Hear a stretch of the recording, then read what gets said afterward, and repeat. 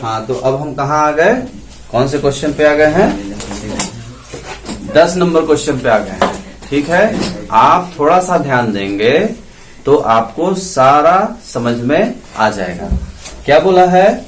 किसी एपी का 17वां पद, किसी एपी का 17वां पद उसके 10वां पद से कितना अधिक है? 7 अधिक है। तो क्या ज्ञात कीजिए? बुक में लिखा है सर्वांतर ज्ञात कीजिए, तो हमने शॉर्टकट में क्या लिख दिया? डी। सर्वांतर को क्या कहते हैं? डी कहते हैं। तो आपको डी ज्ञात करना है। ठीक है, अच्छा, तो अभी आपको क्लियर नहीं हो रहा है कि कैसे इसको करें, तो जो आपको दिखता है कम से कम उतना तो कर ही सकते हो। तो क्या दिख रहा है? दिया में क्या दिख रहा है कि A17 बराबर क्या दे दिया है आपका? अच्छा, दिया कुछ नहीं है ना, तो सीधे डायरेक्ट हम जो है, हाँ कुछ नहीं दिया है, सीधे हम डायरेक्ट क्या करेंगे, इसमें ज्ञात करना जो है वो पता ही है कि डी है। ठीक है, तो दिया है, ज्ञात करना, इसमें लिखने की कोई खास जरूरत नहीं है। सीधे हम हल करेंगे और बोलेंगे क्या? प्रश्न से। प्रश्न से जो प्रश्न कह रहा है उसके आधार पर हम क्या कर देंगे? एक समीकरण बना लेंगे। ठीक है, तो प्रश्न क्या कह रहा है कि 17वां पद यानी कि A17 उसके 10वें पद से 7 अधिक है। ध्यान से समझिए, तो हम एक क्या बनाने जा रहे हैं? इसमें समीकरण बनाने जा रहे हैं। तो 17वां पद को इधर लिख दिए और 10वां पद को इधर लिख दीजिए। अब इसमें देखिए क्या होता है। 17वां पद उसके 10वें पद से 7 अधिक है। इसके बारे में बोल रहा है, इसके बारे में कि ये 7 अधिक है। किससे? इससे।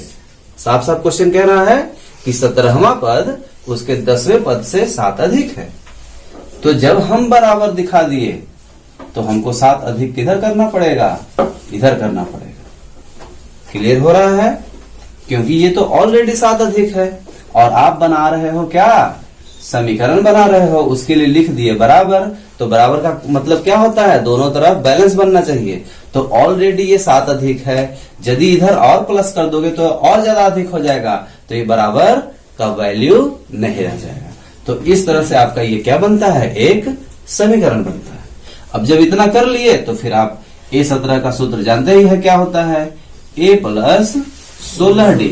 तो क्या इसका सूत्र नहीं लिख सकते हैं हम? बिल्कुल लिख सकते हैं। ठीक है, अब आगे चलिए। A10 है तो इसका सूत्र क्या हो जाएगा? A + 9D + 7। अब ध्यान से देखिए, दोनों तरफ A है, इसको आप क्या कर सकते हो? हटा सकते हो, दोनों तरफ से हट जाएगा। और ध्यान से देखोगे आप तो 16D है और ये माइनस में, सॉरी प्लस में है। जब इसको इस तरफ लाएंगे तो क्या हो जाएगा? ये माइनस में हो जाएगा। क्यों इधर आया? क्योंकि जाति जाति के पास जाता है, तो D वाला D के पास आ गया। ठीक है, और इधर क्या बच गया आपका? 7। अब चूंकि इसका प्लस था, यहाँ आगे कोई संख्या था तो प्लस था, अब यहाँ आगे कोई संख्या नहीं है तो इसलिए प्लस इसका क्या हो जाता है? छुप जाता है। अब देखिए 16 में से 9 आपको क्या करना होगा? घटाना होगा। तो कितना आ जाएगा? 7D बराबर 7। ठीक है, अब ध्यान से देखिए, ये D है, ये 7 गुणे में है, उधर जाएगा तो किसमें हो जाएगा? भागे में हो जाएगा। 7 से 7 कट गया तो 1 आ गया, यानी कि सर्वांतर है ना, कितना आया? 1। क्लियर है? ये है आपका आंसर। देख रहे हैं कितना आसान था?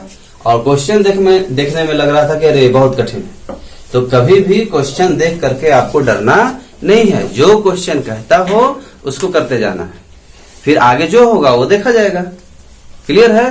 तो कभी भी डरना नहीं है। आपको जो इंस्ट्रक्शन मिलता है उसको फॉलो करिए, आगे बनेगा बिगड़ेगा वो क्वेश्चन के ऊपर छोड़ दीजिए।